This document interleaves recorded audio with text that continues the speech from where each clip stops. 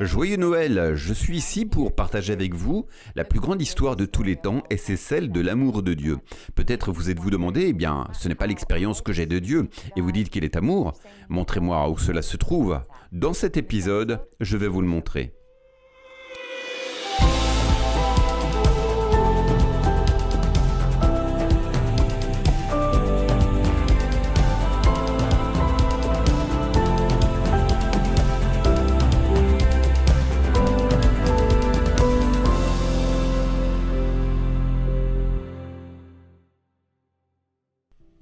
Bienvenue à Charis Daily. Aujourd'hui, dans l'étude biblique quotidienne de Charis, nous célébrons Noël ensemble. C'est donc un honneur de partager ce jour avec vous. Donc, joyeux Noël.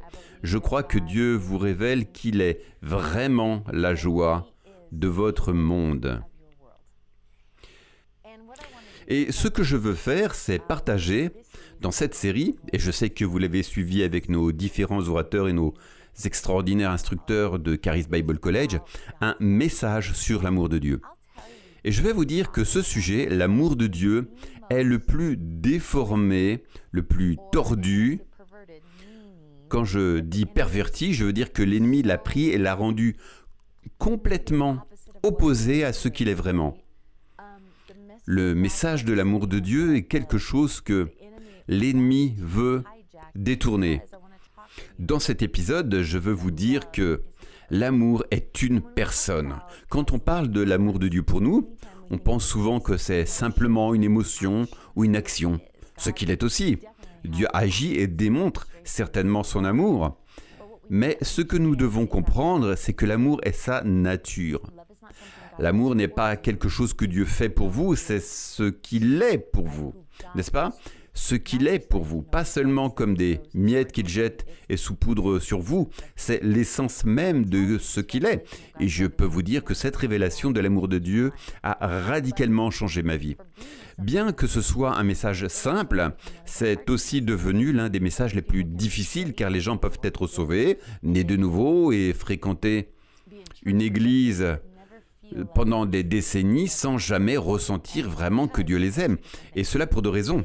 Ils ne comprennent pas qui est Dieu, premièrement, et ils pensent que Dieu les aime comme le monde les aime. Et je vais vous le dire tout de suite, l'amour de Dieu et sa manière d'aimer sont différents de ce que vous avez vécu. J'espère que vous avez suivi suffisamment GTN. Je sais que dans mon émission Life Foundations, j'ai toute une série sur l'amour de Dieu pour vous. Je sais qu'Andrew enseigne sur l'amour de Dieu. C'est l'un des messages essentiels ici à Charis Bible College. Mais pas seulement parce que c'est Charis Bible College, c'est un message essentiel de la parole de Dieu. C'est l'essence même de Dieu. C'est pourquoi l'ennemi a si stratégiquement essayé de déformer le message de l'amour de Dieu. L'idée que l'amour de Dieu est quelque chose que vous gagnez, que vous atteignez, ou que vous devez mériter ou maintenir, ce n'est pas l'amour de Dieu. Dans d'autres études bibliques de Charis Daily, j'ai partagé certains aspects de l'amour de Dieu. Parce que je crois que tant que nous n'avons pas une révélation de l'amour de Dieu, ou plutôt à mesure que nous continuons à vivre, car je suis toujours là, à mesure que vous continuez à recevoir une révélation de l'amour de Dieu pour vous, alors vous serez plus à même de saisir d'autres principes et promesses de la parole de Dieu et d'en devenir propriétaire, car vous saurez qu'ils émanent du cœur d'amour de Dieu pour vous.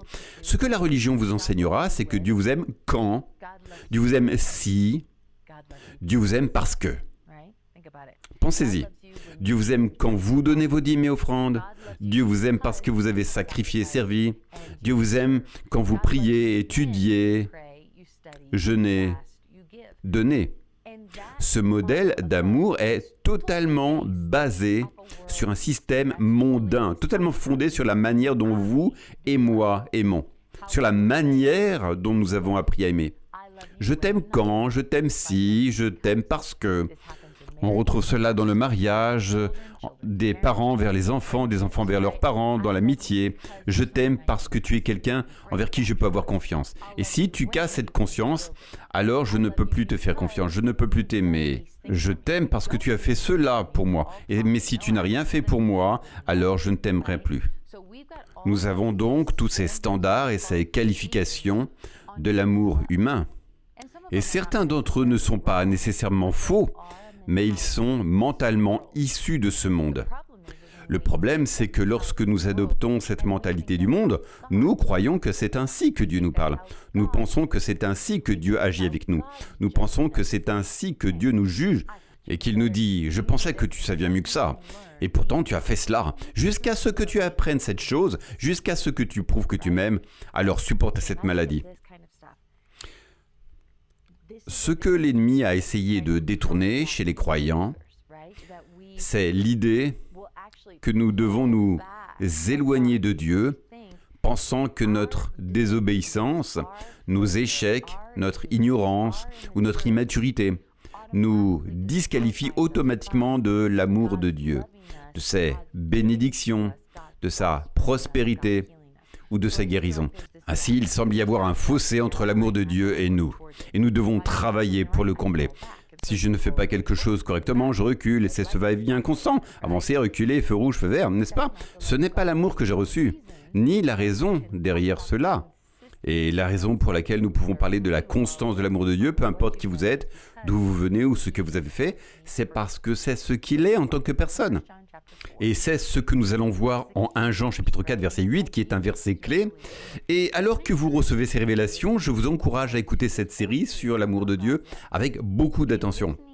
Parce qu'il est probable que nous répétions certaines choses, nous pourrions même utiliser les mêmes versets, mais vous les recevez à travers différents enseignants et sous différents angles, de manière à obtenir une perspective riche et complète. Et la manière dont je dis quelque chose pourrait vous amener à dire « Waouh !» Mais la manière dont le pasteur Greg le dit pourrait simplement vous faire penser « Comment n'ai-je jamais vu cela ?» L'autre jour, j'écoutais Javan. Lorsqu'il faisait Kaizeli, il a dit certaines choses et je me suis dit « Pourquoi n'ai-je jamais vu cela de cette manière ?» C'est fantastique. Nous pouvons apprendre les uns des autres. Mais en entendant ces choses, en les entendant plusieurs fois, un pasteur a dit un jour « Vous n'entendez pas ce que je dis, vous entendez ce que je répète constamment. » Et c'est ça, la puissance de la parole de Dieu. La parole de Dieu continue à parler, à déclarer, à nous rappeler l'amour de Dieu. C'est pourquoi, en lisant cette parole, vous pouvez découvrir l'amour de Dieu. Alors, vous pourriez vous demander, par où commencer? Eh bien, nous allons vous donner des ressources pour vous aider à comprendre cet amour. Voyons maintenant 1 Jean, chapitre 4, verset 8. Et j'aime ces versets. Et je considère 1 Jean, chapitre 4, comme le chapitre de l'amour. Parce qu'il déclare et définit l'amour de Dieu. Ainsi, l'amour de Dieu n'est pas juste un sentiment, une émotion ou un attribut, c'est son caractère, sa nature, son essence même. Si vous pouviez ouvrir Dieu et voir ses os, ses poumons et son cœur, tout serait amour. C'est ce dont il est fait, c'est qui il est. Parce qu'il est dit au verset 8, « Celui qui n'aime pas n'a pas connu Dieu, car Dieu est amour. » Au verset 9, il est dit « L'amour de Dieu a été manifesté envers nous. » Cela a été rendu clair, manifesté. Ce n'était pas juste des paroles encore et encore, des paroles. Car Jésus et Dieu auraient pu rester au ciel et dire « Oh, regarde-les, ces pauvres petits pécheurs. Comme c'est triste. Oh, si seulement j'avais su. » Mais ce n'est pas ce que Dieu a fait, car Dieu a tant aimé qu'il a donné. C'était un amour manifesté en action, une démonstration en mouvement. Il n'était pas question juste de rester là et de dire « eh bien ». Non, cet amour a été manifesté envers nous. C'est pourquoi c'est magnifique. L'amour de Dieu était manifesté envers nous. Cela signifie que vous avez la possibilité de faire l'expérience de l'amour de Dieu, de le voir rendu réel et tangible. Vous avez la possibilité de vivre cela. C'est merveilleux. Cela suffit à contredire tant de mensonges que vous avez entendus, comme quoi vous n'êtes pas quelqu'un que Dieu peut aimer ou que vous n'en ferez jamais l'expérience parce que vous ne le méritez pas. Non, en cela, l'amour de Dieu était manifesté envers nous. Dieu a envoyé son Fils unique dans le monde afin que nous vivions par lui. Ce que j'aime dans cette phrase, c'est que dans cette dynamique de l'anglais avec le passé, le présent continu, puis le futur proche, il y a donc toutes ces structures de phrases à travers cela, mais ici, on voit cet accomplissement du passé quelque chose que nous avons la possibilité de vivre maintenant. Dans ce cas, l'amour de Dieu s'est manifesté envers nous. Ce n'est pas quelque chose qu'il doit encore faire ou démontrer. Cela a été manifesté. La forme est ici au passé. Envers nous, Dieu a envoyé son Fils unique dans le monde. Encore une fois, cela déclare que quelque chose s'est déjà produit afin que nous puissions vivre par lui. Alors, quand nous parlons de cela, c'est cet aspect de « OK, à cause de ce que Dieu a fait, maintenant, nous sommes invités à vivre par lui. » Vivre par quoi? Par l'amour manifesté de Dieu. Ainsi, être avec lui, c'est vivre dans cette démonstration déclarée, cette œuvre accomplie de ce que l'amour était censé réaliser dans nos vies. C'est puissant, les amis. C'est tellement puissant. Et au verset 10, il est dit « C'est en ceci que consiste l'amour. » Cela consiste donc de définir non seulement que Dieu est amour, sa personne et son essence, mais aussi ce qu'il a fait pour révéler sa nature, afin que nous puissions vivre dans la relation avec cette personne qui est l'amour. Cela continue en disant « Et c'est en ceci que consiste l'amour, non pas que nous avons aimé Dieu, mais qu'il nous a donné. Il n'a pas envoyé son Fils, il n'a pas manifesté son amour envers nous à cause de ce que nous aurions fait. » Amen, c'est merveilleux. Et vous pourriez dire « Oui, mais c'était il y a plus de 2000 ans. » Malheureusement, les gens ont encore cette mentalité vis-à-vis de Dieu, comme s'il était là-haut, assis et disant « Eh bien, une fois que tu auras remis ta vie en ordre, une fois que tu feras mieux, une fois que tu atteindras ce niveau de justice, de rédemption et de sanctification que je te demande en fonction de mes commandements, alors peut-être... » La religion vous amène à dire, voici les 10 étapes de ceci, les 10 étapes de cela et les 22 clés. Non pas que les principes et les clés soient mauvais, mais si vous les utilisez comme des critères, en pensant que tant que vous n'avez pas fait ces 22 étapes ou appliqué ces 7 principes, Dieu ne peut pas vous aimer. Alors ce n'est pas ainsi que fonctionne l'amour de Dieu. Son amour a déjà été manifesté, mais les gens continuent à penser, eh bien, si j'aime Dieu, alors, s'il voit que je suis vraiment sérieux, il va me répondre. Alors je pourrais avoir confiance et foi dans le fait que mes prières pour la guérison seront exaucées. Je pourrais vraiment avoir foi parce qu'en ce moment, je sais que je suis aimé. Mais que se passe-t-il lorsque vous avez une mauvaise journée? Que se passe-t-il lorsque vous échouez? Que se passe-t-il lorsque vous trébuchez et que vous avez un moment de faiblesse? Tout à coup, vous vous dites, bien sûr que Dieu ne me guérirait pas. Regardez où j'en suis. Vous pensez que l'amour de Dieu envers vous dépend de vous, de vos performances. Ce n'est pas le cas. Puis-je simplement vous dire, arrêtez d'être si égocentrique. Ce n'est pas à propos de vous, c'est à propos de lui et de la grandeur de qui il est. Et lorsque nous avons cette révélation, c'est là qu'une crainte respectueuse et sincère de Dieu se produit dans nos vies.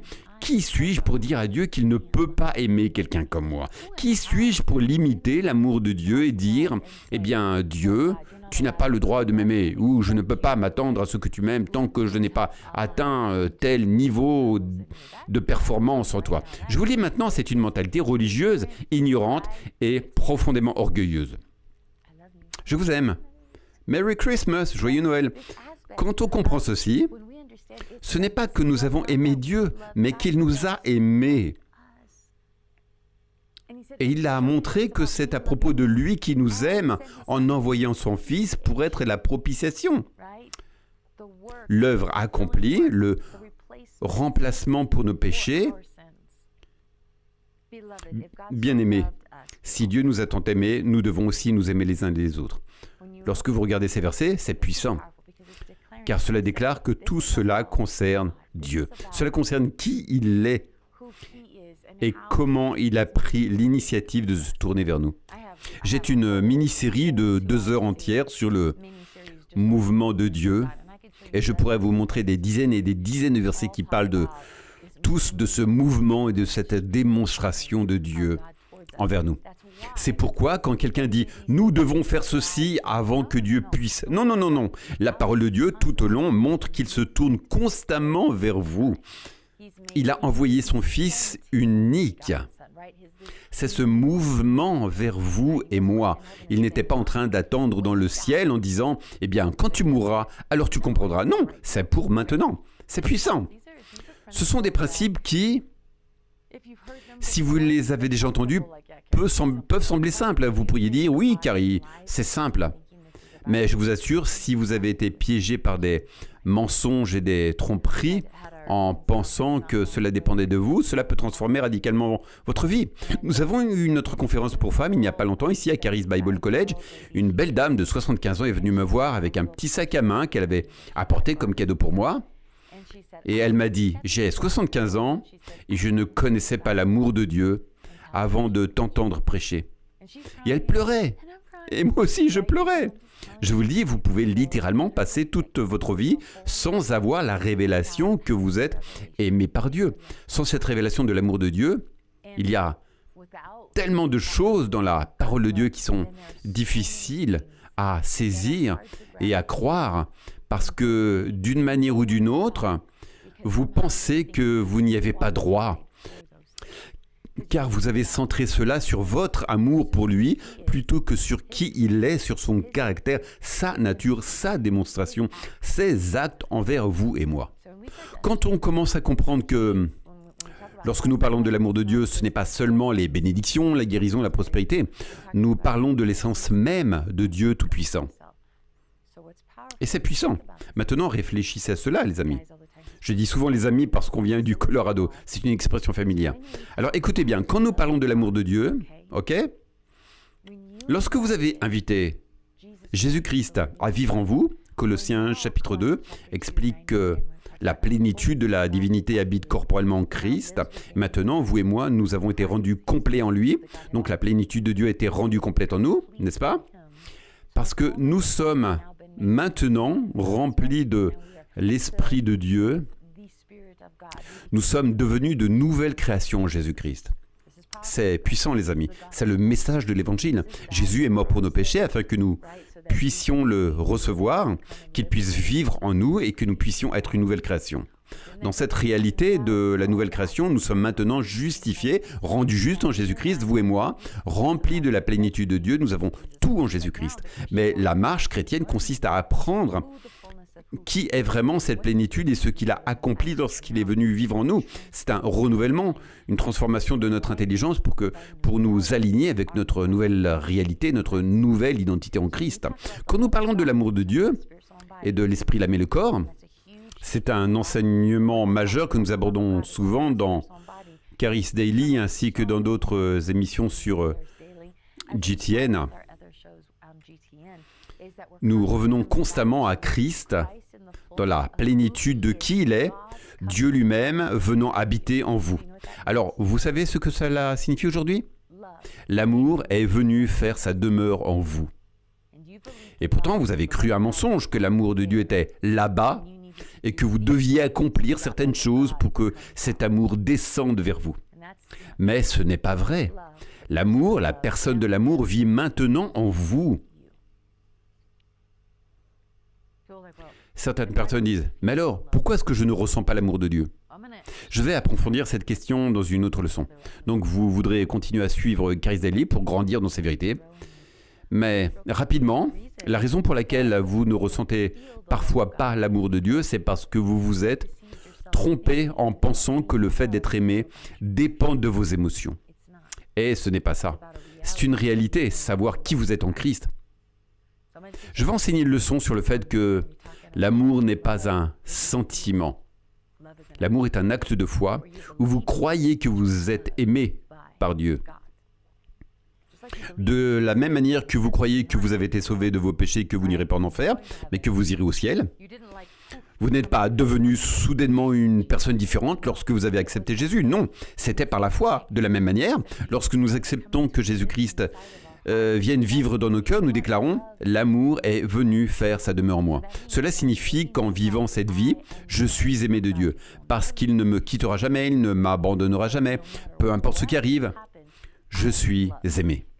Et si je permets à cet amour de devenir une véritable réalité pour moi, et en moi, alors quand je fais des erreurs, je peux me relever rapidement, car je m'appuie sur l'amour de Dieu.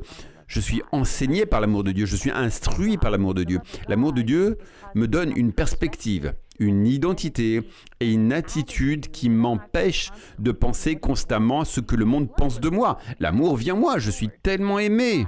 C'est pourquoi, lorsque vous écoutez des orateurs dire Je suis le préféré de Dieu. Ce n'est pas de l'orgueil, c'est une déclaration basée sur une réalité.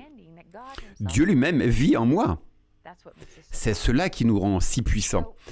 Regardons Hébreux, chapitre 12, verset 2, dans la version New King James.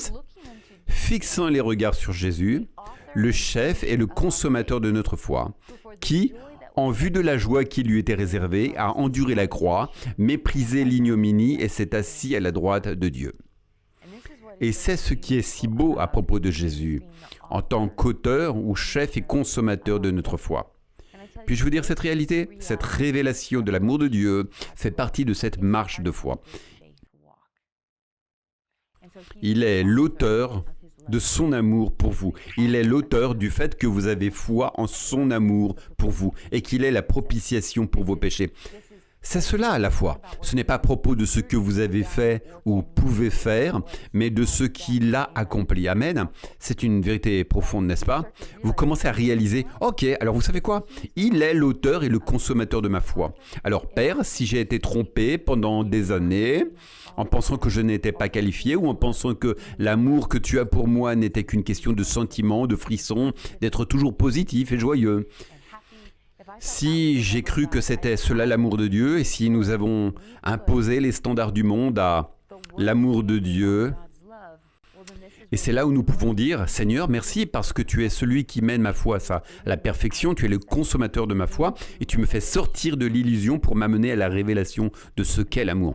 Et c'est excitant, c'est pourquoi lorsque nous parlons de l'amour de Dieu, ce n'est pas être censé une révélation d'un temps. C'est quelque chose d'enthousiasmant, l'amour de Dieu et qui il est. C'est tellement grand, tellement vaste, tellement immense qu'il vous invite dans une relation qui ne cesse de grandir dans cette révélation. Continuellement, il est l'auteur, celui qui mène à la perfection votre foi dans ce voyage de marche avec le Seigneur. Oh, j'ai toute une série sur ce sujet, mais voici l'essentiel.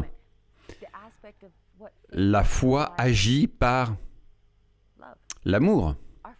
Notre foi fonctionne par l'amour, non pas dans le sens où nos prières ou nos demandes seront exaucées grâce à notre amour pour Dieu ou pour les autres. Non, non, non. La foi agit par amour dans le sens où notre foi est activée lorsque nous savons que Dieu nous aime. Vous savez quoi? Dieu m'aime. Donc, parce qu'il m'aime, il est mort pour moi. Parce qu'il est mort pour moi, il a versé son sang pour moi. Parce qu'il a versé son sang pour moi, par ses meurtrissures, j'ai été guéri. Cet amour, sur la croix, ces écritures, n'est-ce pas? Cet amour manifesté pour moi. Savez-vous ce que cela fait? Maintenant, je peux m'appuyer dessus, peu importe ce que mon corps physique ressent, et je dis, vous savez quoi? Je suis aimé. Alors cette maladie n'a aucun droit sur mon corps, je suis aimé de Dieu. Comment oses-tu toucher mon corps? Comment oses-tu toucher ma famille? Ne sais-tu pas que je suis aimé de Dieu? Donc quand cette écriture parle, ce ne sont pas juste des mots au hasard de Dieu ou d'un auteur de la Bible inspiré par l'Esprit de Dieu, en espérant que ça marchera, non. C'est une promesse née de l'amour lui-même. Et quand il parle, c'est parce qu'il m'aime. Quand il me donne une promesse, c'est parce que son amour s'est manifesté, a agi et accompli cette œuvre. Alors maintenant, quand vous regardez ces promesses, vous adoptez une attitude « Absolument, c'est à moi !» C'est puissant. C'est pourquoi, je vous le dis, vous pouvez être pris dans des distractions, nous pouvons tous l'être, nous pouvons être distraits par les choses qui se passent dans nos vies.